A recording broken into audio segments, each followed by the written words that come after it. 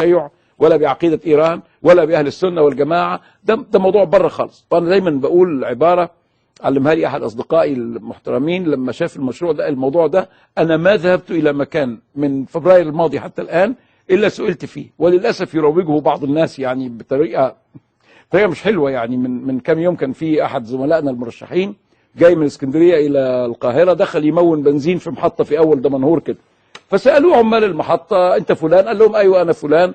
قالوا له: أهلا وسهلا. رحبوا بيه كما يعني يحدث ناس تروح بالشخصيات العامة يعني. هم من المؤيدين لنا في حملتنا الانتخابية. فقالوا له: إيه رأيك في فلان؟ قال لهم: والله فلان ده راجل كويس جدا واحنا بنحترمه كلنا وبنقدره ورجل محترم، لولا بس انه بيحاول يقرب مع الشيعة، والتقريب مع الشيعة ده يجيب الشيعة هنا، والشيعة طبعا ما يصح تيجي مصر.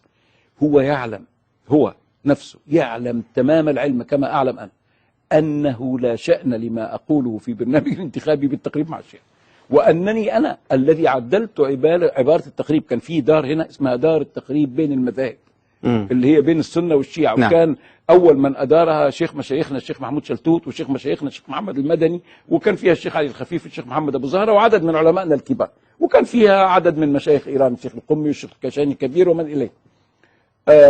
أنا الذي حولت هذه العبارة من التقريب بين المذاهب إلى التقريب بين أهل المذاهب، وأنا الذي اخترعت في مسألة الأديان الإسلام والمسيحية الحوار بين أهل الأديان بدلا من الحوار بين الأديان. ده اختراعاتي أنا، وهو يعرف هذا تماما معرفة لأنه متابع جيد جدا.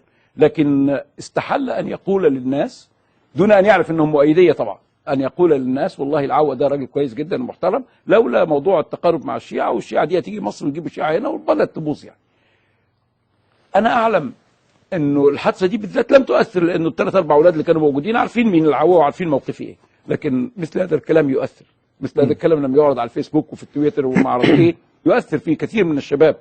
يفقد الناس بعضهم الثقة في بعض على غير أساس لا ديني ولا علمي. والحقيقة دكتور أنه الذين يروجون هذا أنا ما بعتبرش في الدنيا خالص. أنا حتى هذا الشخص لا أعاتبه، أنا ببلغك بس بقول لك الخبر يعني.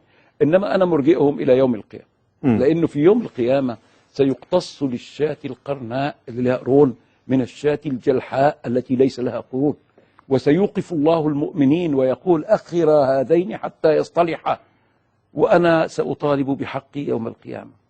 أنا عارف أن الصالحين هيقولوا: يا رب حقي لأخي، وده يقول كل منهما حقي لأخي، بس أنا هطالب بحقوقي في عرضي وسمعتي يوم القيامة من إخواننا اللي بيعملوا كده وليس لهم حق لأنهم عارفين.